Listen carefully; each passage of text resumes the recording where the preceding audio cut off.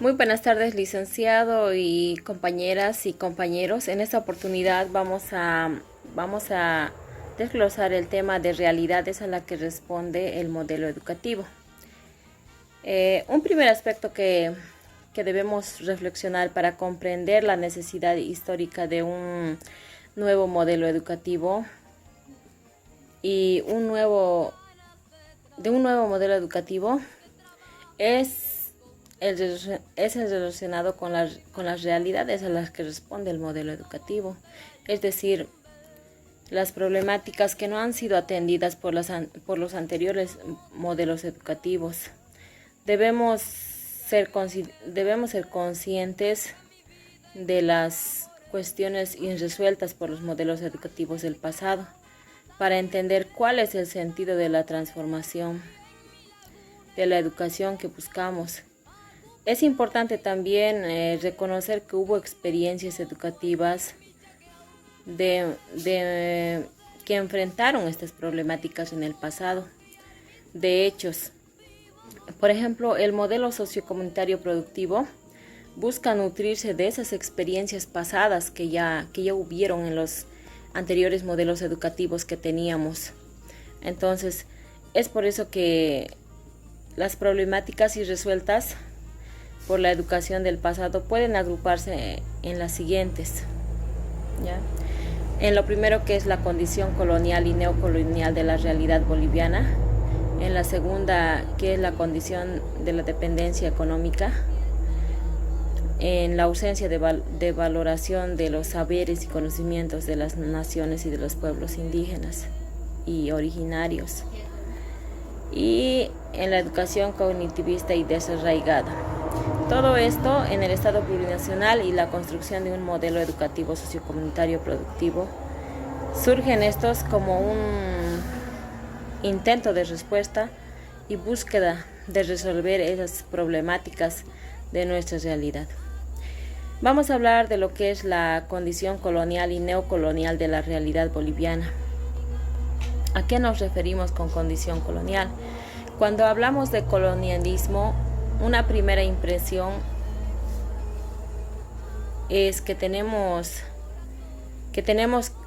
se trata de una relación internacional en la que una nación ejerce dominio sobre otra nación.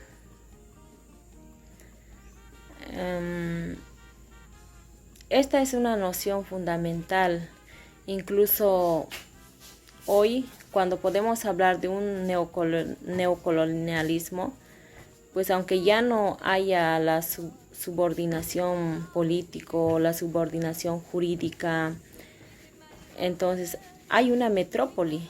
De cualquier modo existe una estructuración colonial de la economía, esto en la economía mundial.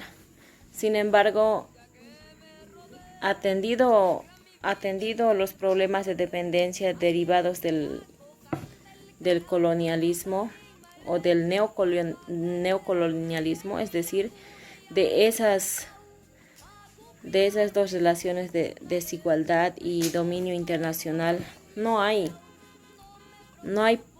que perder de vista también los índoles internos de la sociedad colonizada, ¿no? Por ejemplo, algunos autores hablan de este sentido colonialismo interno.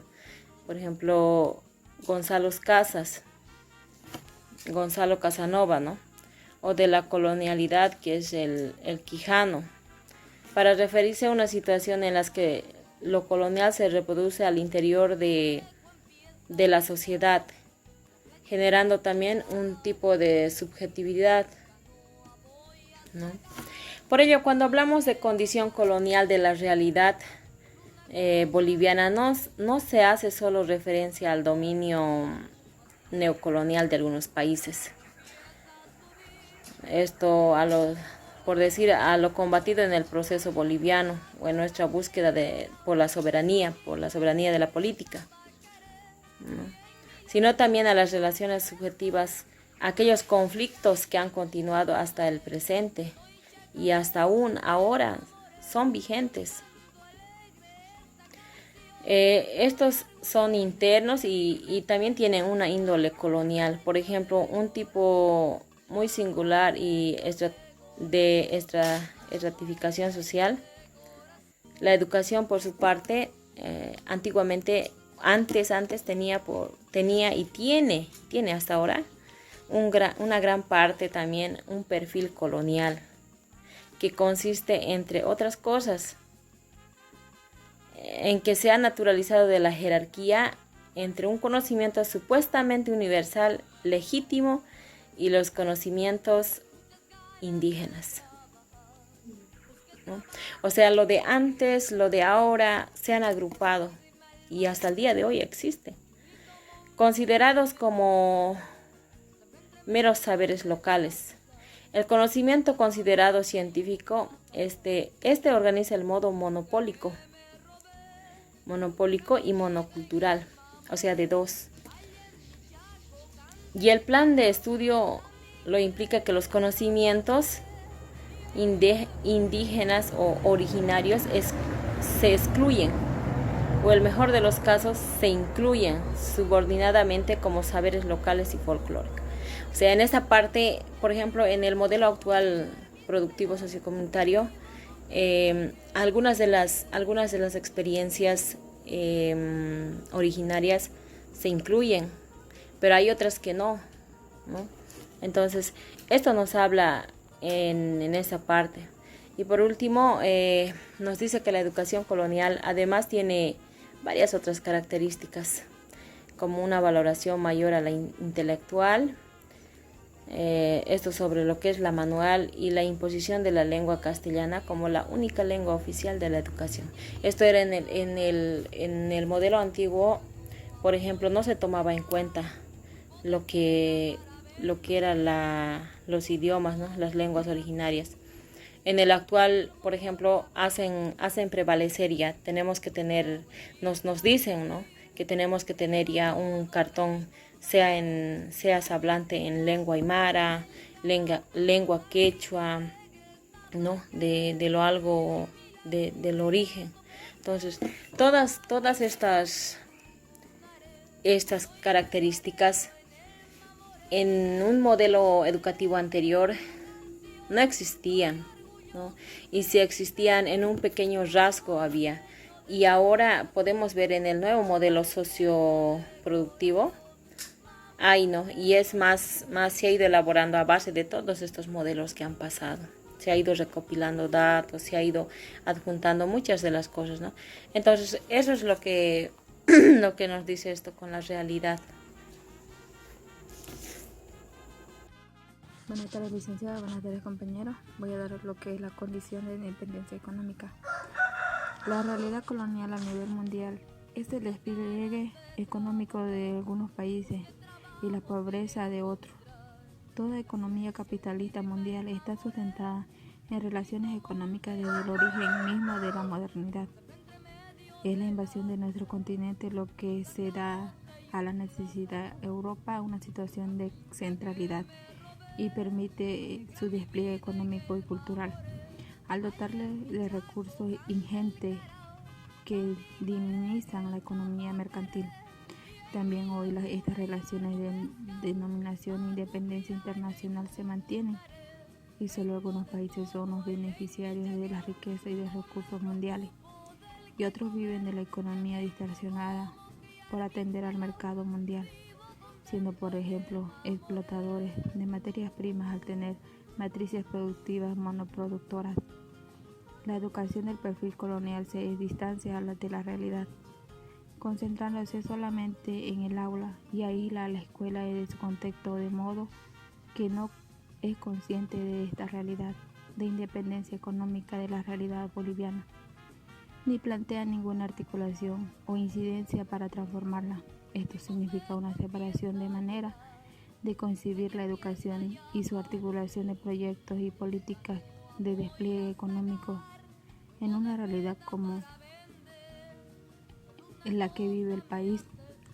Aquí es necesario resaltar la falta de relaciones que ha existido entre los proyectos educativos que se han dado desarrollando históricamente y los proyectos de salida de la independencia y el empobrecimiento que hemos vivido o la pobreza que hemos vivido. Esta problemática plantea con mucha claridad la relación entre la educación y el proyecto de la sociedad. Es claro que en Bolivia no era una educación la que hoy se plantea o se planteaba una articulación con contexto para resolver sus necesidades, sino eran fundamentalmente los gobiernos los que no tuvieron un proyecto emancipatorio y de autentificación de la soberanía. Por ello, no es de extrañar que sea el proceso de construcción del Estado plurinacional que nos estemos planteando de este modo consistente lo relacionado a la educación productiva, es decir, una forma educativa articulada a las políticas y de consolidación sobre la soberanía. Paso a mi siguiente compañera para que dé explicación. Gracias. Licenciado, buenas tardes, compañera. Continuando con la exposición, otro problema que se vio fue la ausencia de valores de los saberes y conocimientos de los pueblos indígenas. Durante toda la historia republicana ha prevalecido en Bolivia una valoración desmesurada de los conocimientos y instituciones de otros contextos. Los conocimientos, instituciones y valores indígenas se consideraron durante mucho tiempo como primitivos e inferiores. El conocimiento indígena era considerado como un conjunto de creencias y supersticiones en la que la gente originaria no tenía educación. Antiguamente, pertenecer a una etnia era como falta de educación, ¿no? Como se decía que los del campo, tú eres del campo, digamos, le decían a los, si tú pertenecías a una etnia, por ejemplo, a la cultura aymara. Y por eso es que muchas personas antiguamente no decían que eran de cultura aymara, quechua o guaraní. Ellos se guardaban, ¿no? ¿Por qué? Porque les humillaban, les trataban de que ellos, por ejemplo, son del campo, digamos. Les hacían menos, nada más porque ellos pertenecían. Actualmente se sabe que en el país están 36 etnias. En la actualidad esos conocimientos no solo son considerados como saberes locales, sino los conocimientos que se viven dentro de una cultura étnica se está compartiendo con otras culturas, por ejemplo, ya sea su creencia, su educación, la forma que le dan a los niños, cómo les educan, cómo les van formando, eso se está compartiendo con otras culturas, ¿no? Otro problema también que tenemos era la educación cognitiva y desarraigada, donde era la educación tradicional, donde los alumnos memorizaban todo, ¿no? El maestro lo sabía todo, donde los alumnos tenían que memorizar conceptos para cuando se daba el examen, tenía que estar tal cual decía el texto. La respuesta tenía que ser, no tenía que faltar ni una palabra, ¿no? Como consecuencia de este modelo tradicional surge el Estado plurinacional, el modelo educativo sociocomunitario y productivo a través de la ley Avelino Siñani y Elizardo Pérez como respuesta a la problemática nacional de la educación cognitivista y desarraigada. Para las y los maestros de aula ha sido un reto transformar, ¿no?, la vieja práctica educativa tradicional y estática hacia una educación basada en la realidad en la que se vive ahora, ¿no? Se les ha complicado porque ellos, por ejemplo, se han formado con la educación tradicional de antes. Ahora implantarles el nuevo modelo que es ahora la de Avelino Siñani ha sido un poco complicado para ellos, ¿no? Eso sería. Gracias. Pasando a la parte del Estado plurinacional, se dice que el Estado plurinacional actualmente es un Estado en el cual hace que nadie se quede fuera dentro de ese Estado, es decir, anteriormente con otros estados o república, como antes se llamaba, solamente era enfocarse en las personas que no sean indígenas, que sean de una calidad, o se puede decir, o personas de estatus alto, en la cual no sean nada concluyente en lo indígena. Ahora actualmente con este Estado plurinacional y plurilingüe, hace referencia a la unión de todas las etnias de los pueblos indígenas, ya sea con las diferentes culturas, aymara, quechua, guaraní. Todas estas culturas e idiomas son una unión para el Estado nacional, es decir, no deja a nadie a un lado, todos son iguales, ya sea las comunidades indígenas, los pueblos, naciones, ya los lugares modernos, todos están con el Estado plurinacional. También está fundamentalmente con las prácticas o con los valores sociocomunitarios, que son los principales. Anteriormente ya se había mencionado, la cual 3 de ellas son el Amazú, Amayuya y Amaqueya, los más conocidos: no seas flojo, no seas ladrón y no seas mentiroso. Esos son unos aspectos fundamentales de la construcción de este Estado plurinacional, en la cual tiene un papel afectivo en lo subjetivo y en su concreción. Es decir, el Estado plurinacional se trata de un proceso que exige la iniciativa de los sujetos en el sentido de proponer o hacer cargos de tareas distintas. También ocupa las disposiciones en lo que va relacionado con la participación y el control social, pero más allá va con unas distintivas concepciones del poder y de la gestión de lo público. Dentro así del Estado plurinacional inicia también lo que es con una educación descolonizadora, productiva y comunitaria, ya como actualmente lo conocemos, la ley de la Benigno Siñana y Elizardo Pérez, lo cual nos conlleva a que tengamos una educación plena y abierta, más comunitaria y menos cerrada. Es decir, en esa parte, la educación internacional plurilingüe como política educativa de los neoliberalismos, entre todo esto, ayuda a que el niño, niña, joven, adolescente, en la parte educativa no solamente se enfoque en un idioma, sino en 2 o 3, sea bilingüe o plurilingüe. Es decir, inicia con su idioma materno, que sería, bueno, en el caso mío, Aymara, el idioma materno. Y en otro idioma sería internacional, o podríamos decir el inglés o el portugués, que serían idiomas internacionales. Pero actualmente se está viendo que los estudiantes o jóvenes de lugares o de comunidades indígenas se van olvidando todos esos rasgos, se van enfocando más en lo que es lo moderno, ya no en lo que su cultura mismo lo indica. Es decir, en nuestras vestimentas ya no la estamos llevando como anteriormente lo hacíamos. Hablemos de la cultura aymara.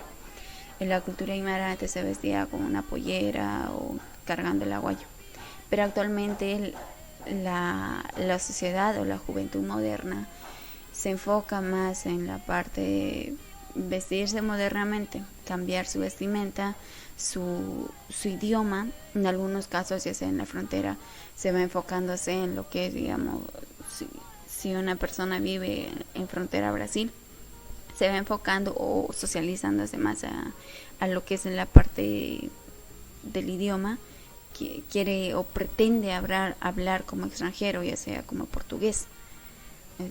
Es decir, ellos actualmente ya no se están enfocando en lo que es su nación boliviana, es decir, quieren pasarse más a la otra nación extranjera.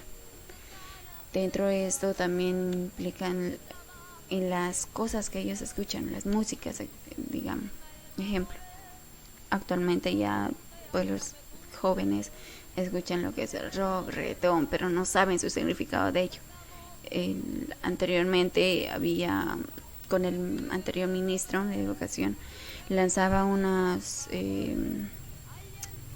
cursos o, ¿cómo se diría? No me acuerdo muy bien. Lanzaba unos cursos o proyectos en la cual hacía que diferencien los estudiantes en la música antigua y la música de hoy. ¿Qué cambio hay? O si ellos sabían si entienden lo que la música dice actualmente. Eso sería un aporte por parte de nuestro grupo, licenciado.